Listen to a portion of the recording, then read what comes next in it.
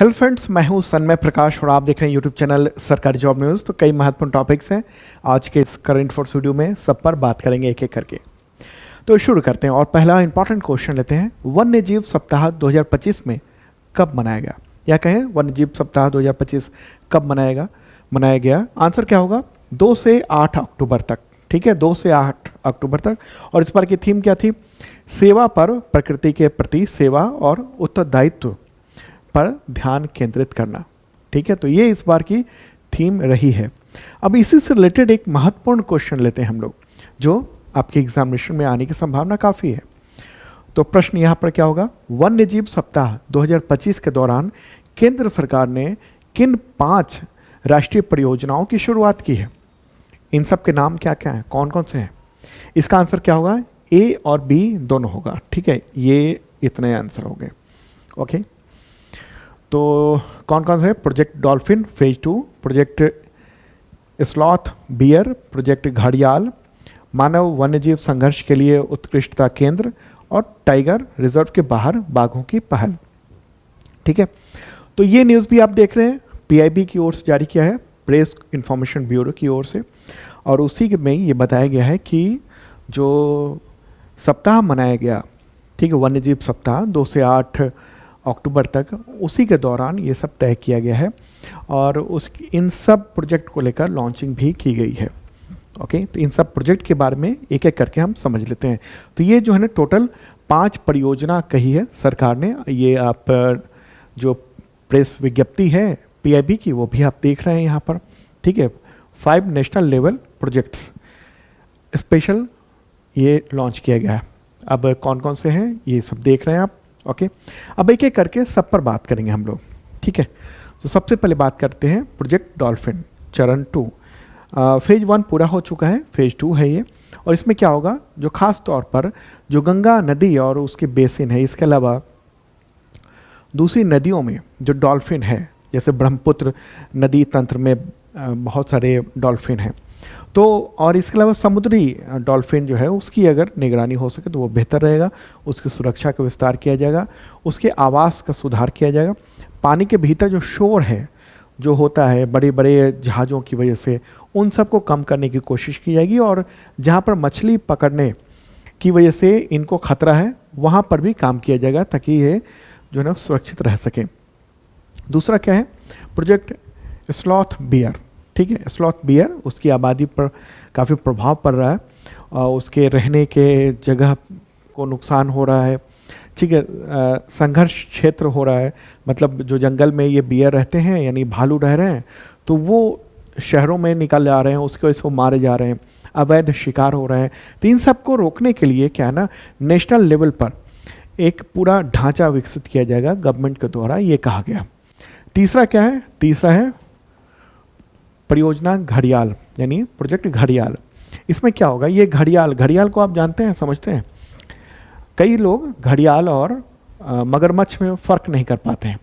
मगरमच्छ के मुंह जो होता है ना, वो चौड़ा सा होता है ऐसे, ठीक है, आगे से निकला होता है। लेकिन घड़ियाल का मुंह जो होता है ना, एकदम ऐसे होता है, लंबा सा, चोंच की तरह। इस तरह से आप देख रहे हैं, ऐसे चोंच की तरह होता है। तो ये घड़ियाल हुआ। तो उसके जो पारिस्थितिकीय तंत्र है नदी का, जैसे कि चंबल में बड़ी परियोजना चलती है, आगे यमुना में बड़ी परियोजना चलती है सरकार की ओर से। इन घड़ियालों को के जो घोंसले हैं उन सबको सुरक्षित रखना, प्रजनन कार्यक्रम होता है, गंभीर रूप से जो विलुप्त प्राय घड़ियाल हैं उन सबको पर काम होगा, ये सब काम किया जाएगा। ओके, आगे बढ़ते हैं। और चौथा क्या है? SACON। इसमें मानव और वन्यजीव उसके बीच जो संघर्ष हो रहा है, ये फोटोग्राफ देख रहे हैं, हाथी चला आया, अब हाथी को खदेड़ रहे हैं और हाथी इन लोगों को खदेड़ रहा है, ये भाग रहे हैं।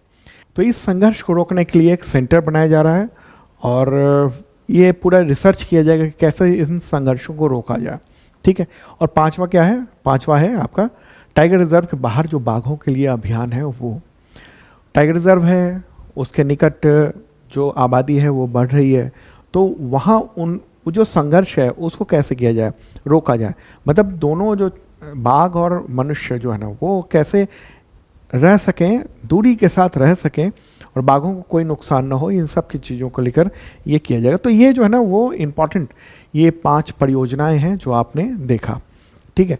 और इसके अलावा 4 जनसंख्या अनुमान और निगरानी पहल भी लॉन्च की गई है, जिससे नदी, डॉल्फिन जो है ना उन सब की जनसंख्या का अनुमान लगाया जाएगा फिर से। इसके अलावा अखिल भारतीय बाघ आकलन, ये चक्र 6 वो शुरू होने जा रहा है। हिम तेंदुआ की जनसंख्या का अनुमान लगाने का कार्यक्रम शुरू होने वाला है। ग्रेट इंडियन बस्टर्ड्स, उसके जनसंख्या को लेकर अनुमान लगाया जाएगा। तो वो सब प्रोजेक्ट शुरू किया जा रहा है, ठीक है। तो ये 5 जो है ना वो काफ़ी इंपॉर्टेंट है आपके एग्जामिनेशंस के लिए। चलिए अब आगे बढ़ते हैं और अगला क्वेश्चन लेते हैं। ये भी बहुत ही शानदार प्रश्न है वंदे मातरम को लेकर। लेकिन उससे पहले एक इन्फॉर्मेशन मैं देना चाहता हूँ कि बिहार में कई सारी भर्तियाँ चल रही हैं, जैसे कि दरोगा का, एईडीओ का, कांस्टेबल, स्टेनोग्राफर, इंटरस्थलीय, सहायक परिचर और सीजीएल का। तो इन सब की जो तैयारी है ना वो आप शार्प लर्निंग ऐप पर कर सकते हैं। इसके लिए अलग अलग बैच जो हैं वो बने हुए हैं और हमारी पूरी टीम है। मैं खुद हूँ जो करंट अफेयर्स पढ़ाऊँगा, साथ में पॉलिटी भी पढ़ाऊँगा। इसमें इस टीम में मैं भी शामिल हूँ। तो ये क्लासेस जो है ना वो 11 अक्टूबर से ये क्लासेस शुरू हो रहे हैं। तो ये अलग अलग बैच भी है, तो या तो चाहे आप अलग अलग बैच ले सकते हैं या फिर एक all in one Bihar batch launch किया गया है और उसमें इन सब के लेवल की तैयारी कराई जाएगी। क्योंकि फॉर्म तो भरते हैं ना अलग अलग कई सारे एग्जामिनेशंस के, तो फिर अलग अलग तैयारी क्यों, आप एक ही साथ तैयारी कीजिए, एक ही साथ करिए, ओके। और इसमें फ्री में करंट अफेयर्स का मेंबरशिप होगा 360 डेज़ का, ठीक है। और प्राइस अभी कम है, दीपावली का ऑफर है, ये चल रहा है और इसको ज्वाइन कर सकते हैं आप, ठीक है। शार्प लर्निंग ऐप है उस पर जाकर, और डेमो क्लासेस भी देख सकते हैं आप। डेमो क्लासेस वहाँ पर अवेलेबल हैं। मैं उसमें करंट अफेयर्स पढ़ाऊँगा और पॉलिटी भी उसमें पढ़ाऊँगा आपके लिए, ओके। शार्प लर्निंग ऐप है। और अभी 72nd बीपीएससी भी चल रहा है, उसके भी कोर्सेज चल रहे हैं, प्री और मेंस दोनों के, और फाउंडेशन बैच 2 है ये। और ये हेल्पलाइन नंबर भी है, यहाँ पर कांटेक्ट भी कर सकते हैं। आगे बढ़ते हैं और अगला क्वेश्चन लेते हैं हम लोग। केंद्रीय कैबिनेट ने राष्ट्रगीत वंदे मातरम के कितने वर्ष पूरे होने के उपलक्ष्य में राष्ट्रव्यापी समारोह आयोजित करने का फैसला लिया है? मतलब देश भर में ये समारोह का जो आयोजन है वो किया जाना है। इसका आंसर क्या होगा? कितने वर्ष पूरे हो चुके हैं इसको रचे हुए, इसको लिखे हुए? आंसर क्या होगा? 150 वर्ष पूरे हो चुके हैं। और ये द हिंदू में न्यूज़ भी आप देख रहे हैं कि 150 years of national song Vande Mataram to be celebrated across India. ये यूनियन कैबिनेट यानी केंद्रीय कैबिनेट ने ये महत्वपूर्ण फैसला लिया है, ठीक है।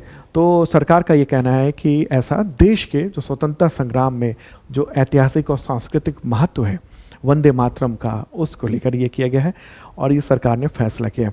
वंदे मातरम, उसके बारे में तो आप जानते ही हैं। इसकी रचयिता कौन है? बंकिम चंद्र चटर्जी। कब उन्होंने इसकी रचना की थी? 1875 में। और आज का चल रहा है 2025 चल रहा है, 150 वर्ष पूरे हो चुके हैं। इसकी रचना उन्होंने लिखा था संस्कृत में, ठीक है। और ये किस उपन्यास में लिखा, इसको शामिल किया गया था? इसको शामिल किया गया था आनंद मठ में।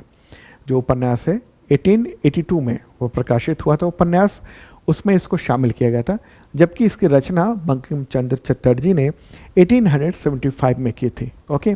और फिर बाद में डॉक्टर राजेंद्र प्रसाद ने, जब संविधान सभा के वो अध्यक्ष थे 24 जनवरी 1950 को, तो उन्होंने इसे आधिकारिक रूप से राष्ट्रगीत घोषित किया था और कहा था कि इसे राष्ट्रगान जो जन गण मन है उसके बराबर का दर्जा प्राप्त होगा। तो भारतीय संविधान का जो अनुच्छेद है ना 51A, उसके तहत नागरिकों से संविधान और उसके आदर्श, संस्थाओं, राष्ट्रीय ध्वज, राष्ट्रगान, इन सब का सम्मान करने की अपेक्षा की गई। हालांकि उसमें राष्ट्रगीत का उल्लेख नहीं है, ओके। अब हम लोग देख लेते हैं एक बार वंदे मातरम जो पूरा जो राष्ट्रगान है वो क्या है, वो आप देख रहे हैं यहाँ पर। एक बार मैं इसको गा देता हूँ, ठीक है। वंदे मातरम सुजलाम सुफलाम मलयज शीतलाम शस्य श्यामलम मातरम शुभ्र ज्योत्स्ना पुलकित यामिनी फुल्ल कुसुमित ध्रुमदल शोभनिम सुहासिनी सुमधुर भाषिणी सुखदां वरदां मातरम सप्तकोटि कंठ कल नल निनाद कराले द्विसप्त कोटि भुजय धृत खर कल वाले, अवला केन माँ एत चले, बहुलवर धारिणी निमामी तारिणी, रिपुदल वारिणी मातरम। तुम्ही विद्या तुम्ही धर्म तुम्ही हृदय तुम्ही मर्म, त्वम ही प्राणं शरीरे बहुते, तुम्ही माँ शक्ति हृदय तुम्ही माँ भक्ति, तमारोई प्रतिमा गढ़ी मंदिरे मंदिरे, त्वम ही दुर्गा दश प्रहारिणी, कमला कमल दहलवारिणी, विद्या विद्यायिनी, नमामि त्वं नमामि कलम, आमलं अतुलाम सुजलाम सुफलाम मातरम, वंदे मातरम श्यामलम सरलाम, सुषुम्ताम भूषिताम धारिणी भरणी मातरम। ओके, तो ये है राष्ट्रगीत वंदे मातरम। ओके, चलिए आगे बढ़ते हैं। और इसी से रिलेटेड अक्सर सवाल पूछा जाता है कि भारत के राष्ट्रगीत वंदे मातरम की मूल भाषा क्या है। मूल भाषा जो ना वो संस्कृत है, ठीक है, लेकिन लिपि जो लिखी गई थी वो बांग्ला लिपि में लिखी गई थी। ओके, चलिए हम आगे बढ़ते हैं, अगला क्वेश्चन लेते हैं। अरुणाचल प्रदेश के किस जिले में राज्य की पहली वाणिज्यिक कोयला खदान जिसका उद्घाटन जो है ना कोयला एवं खान मंत्री जी किशन रेड्डी ने किया। मतलब कौन है पहला, जब भी पहला होता है ना तब भी इंपॉर्टेंट हो जाता है। आंसर क्या होगा, चांगलांग, ठीक है, चांगलांग ये है और इसका उद्घाटन किया गया है 6 अक्टूबर को। अरुणाचल प्रदेश के मुख्यमंत्री कौन है, पेमा खांडू, तो उनके साथ इन्होंने उद्घाटन किया है और राज्य की पहली वाणिज्यिक कोयला खदान है, ठीक है। कोयला खदान पहले से है, वहाँ पर अवैध रूप से उन खदानों से लोग निकालते थे, लेकिन अब उसको एक्चुअली में वाणिज्यिक रूप दे दिया गया है। प्यारा भारत है और ये रहा अरुणाचल प्रदेश, ठीक है। तो अरुणाचल प्रदेश में ये कौन सी जगह पर है, कहाँ पर है ये चांगलांग जो है वो एक्चुअल में है कहाँ पर। तो मैप में यह देखिए, ये वाला जो हिस्सा है ना यहाँ पर, ये ही है चांगलांग, जहाँ पर इस खदान को ओपन किया गया है, उद्घाटन किया गया, वाणिज्यिक है। नाम है इसका नामचिक नमफुक कोयला खदान, ठीक है। और यहाँ पर करीब 1.5 करोड़ टन कोयले का भंडार है और आज अब ये चालू हो गया है, शुरू हो चुका है, ठीक है। तो एक इम्पॉर्टेंट है अरुणाचल प्रदेश। उसकी राजधानी क्या है, ईटानगर है। मुख्यमंत्री पेमा खांडू हैं, गवर्नर है lieutenant general caval Trivikram Parnaik. आगे बढ़ते हैं, अगला क्वेश्चन।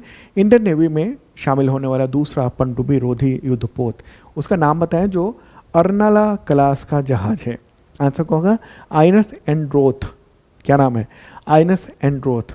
अच्छा, पहला पनडुब्बी रोधी जहाज कौन है, वो है आईएनएस अर्नाला, ठीक है, जिसे जून 2025 में इंडियन नेवी में शामिल किया गया था। और आईएनएस एंड्रोथ जो है वो दूसरा है। अब आप कहेंगे ये नाम कैसा है एंड्रोथ, नाम के पीछे भी एक वजह है।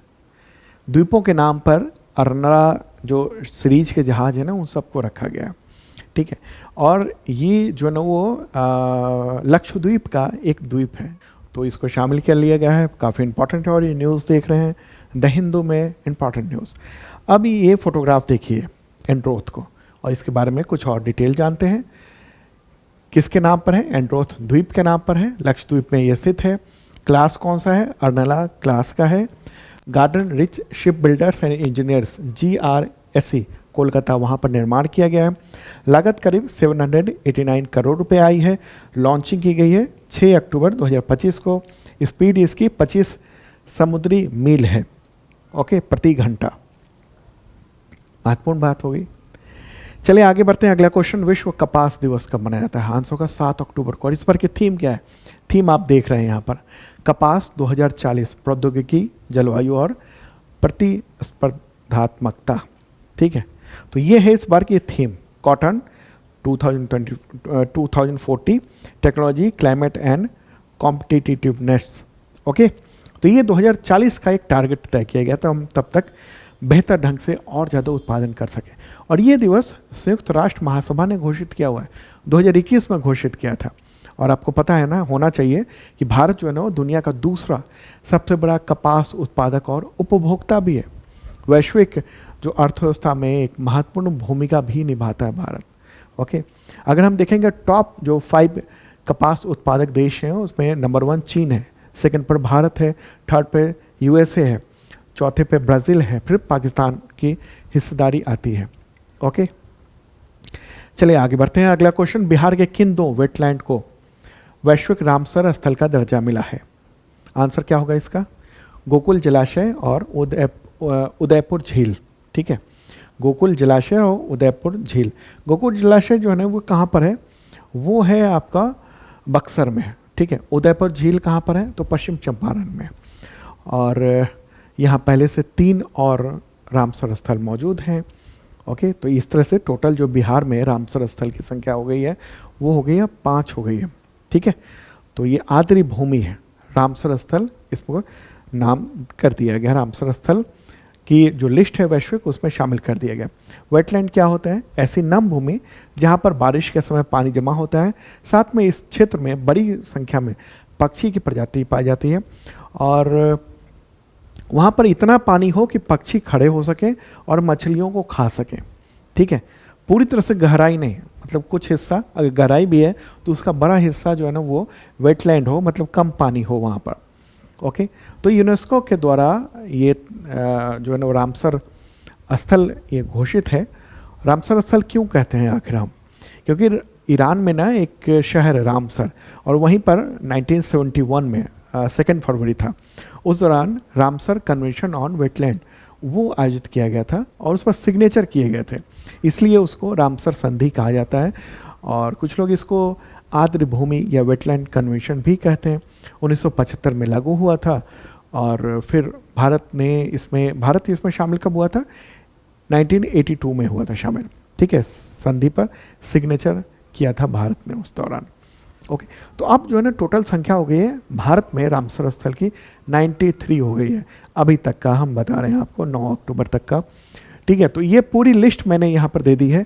वैसे पीडीएफ में भी आप देख सकते हैं, पीडीएफ डेली का फ्री होता है, वीकली, मंथली, क्वार्टरली, ईयरली ये सब पीडीएफ के लिए आपको मेंबरशिप लेना होता है।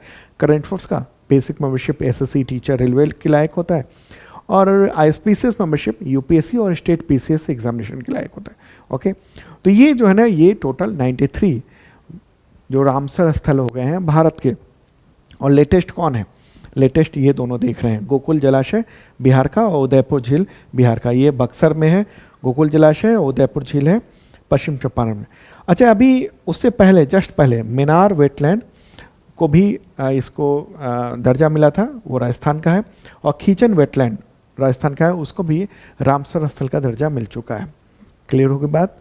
आगे बढ़ते हैं। अगला क्वेश्चन इस तरह से प्रश्न आ सकता है कि गोकुल जलाशय किस राज्य में स्थित है जिसे रामसर स्थल का दर्जा प्राप्त हुआ है? बिहार लिख सकते हैं आप। ओके, और ये कहाँ पर है? बक्सर में है। अब इसको हम 3D मैप के जरिए आपको बताएं, शानदार मज़ा आएगा। ठीक है, तो ये दिखाते हैं हम।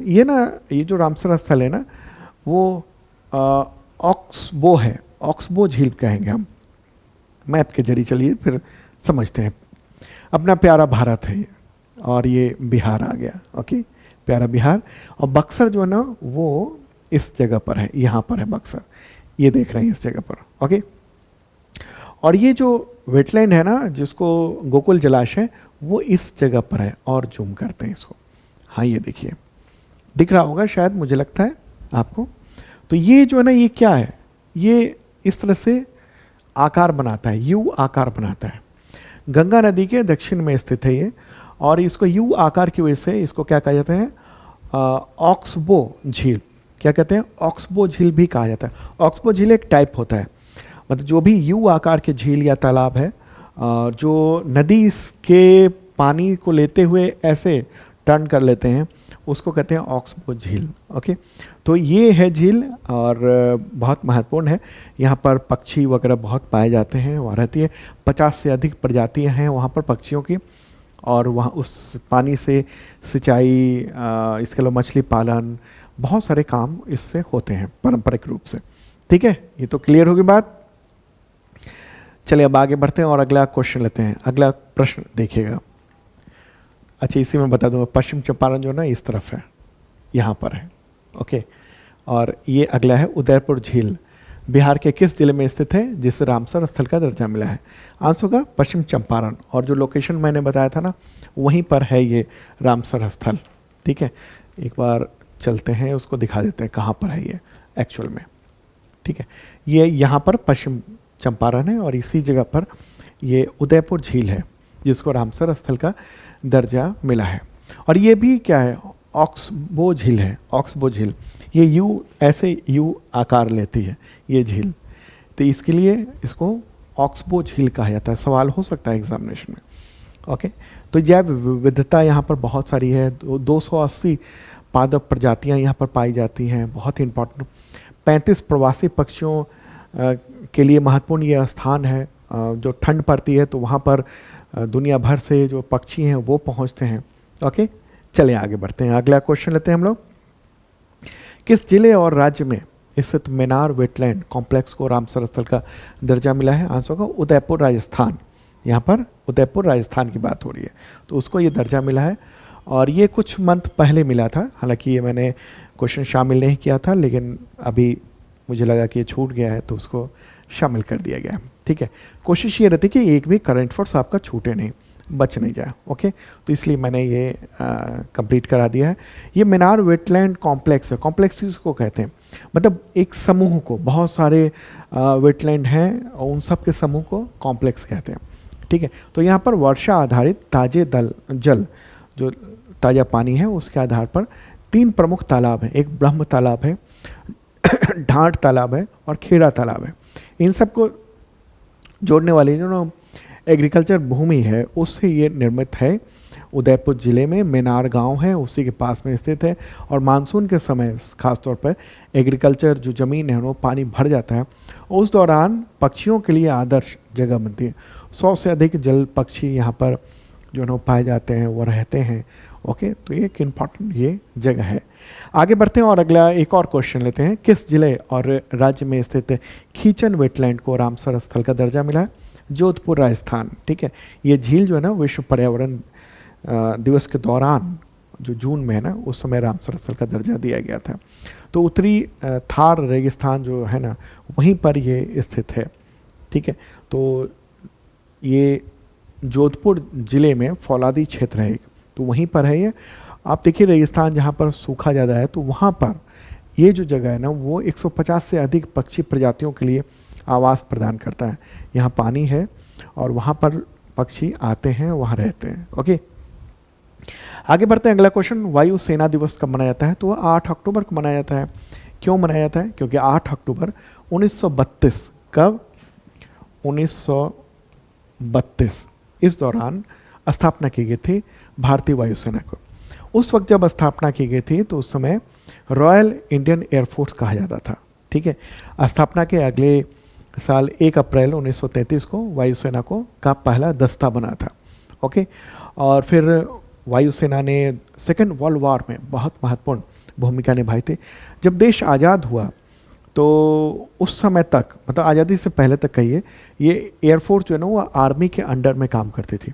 लेकिन आज़ादी के बाद फिर वायुसेना को अलग किया गया, आर्मी से अलग कर दिया गया और रॉयल एयरफोर्स जो था उसमें से रॉयल हटा दिया गया और केवल इंडियन एयरफोर्स कर दिया गया था।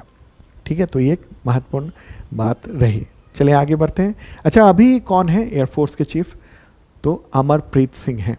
अगला क्वेश्चन नहीं है, ये कुछ परियोजनाएं हैं उसके बारे में चर्चा कर लें।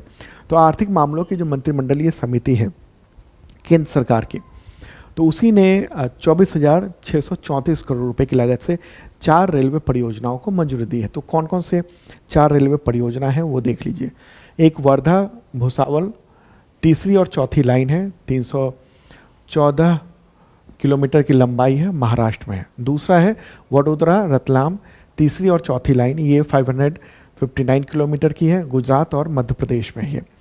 तीसरी है गोंदिया डोंगरगढ़, चौथी लाइन है 84 किलोमीटर की, महाराष्ट्र और छत्तीसगढ़ में है।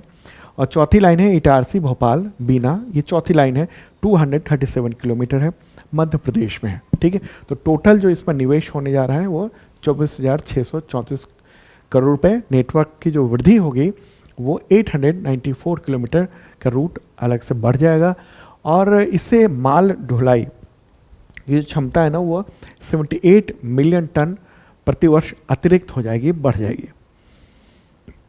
तो दोस्तों ये था इंपॉर्टेंट करंट अफेयर्स आप सबके एग्जामिनेशंस के लिए, और all in one Bihar batch है, तमाम एग्जामिनेशंस के लिए आप ज्वाइन कर सकते हैं ये बैच। ओके, एनटीपीसी का भी बैच हम लोग लेके आने वाले हैं बहुत जल्द ही।